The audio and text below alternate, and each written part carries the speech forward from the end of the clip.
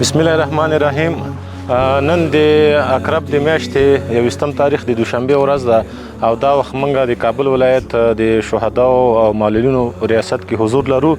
دلته د هغو معیوبینو لپاره چې هغه بل ته د خیر لاس نه غځي بلکې په معیوب بدن باندې خپل همت کوي او مزدوري کوي، خپل اولادونو ته حلاله نفقه ګټي.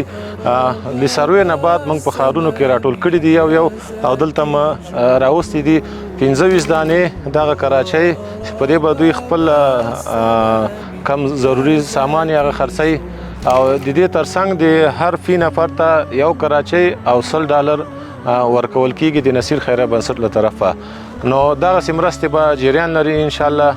دې نه مخکې د یکشنبې په ورځ موږ 12 نفرو ته د زرنجونو توزیع درلودله چې د هغوی مې انشاءالله خپل ځان به پې بسیا کړي او خپلو اولادونو کورنیو ته به نفقه وګټي. د هغو ورونو څخه ډېره مننه، الله دې اجر ورکړي چې دغسې بنیادي مرستې کوي او نورو مرستو هیله موږ ترې کوو، نورو مرستو خواست هم ترې کوو. جزاک الله خیر. والمدح فني يا بدر التمام، مغرم والمدح فني يا بدر التمام.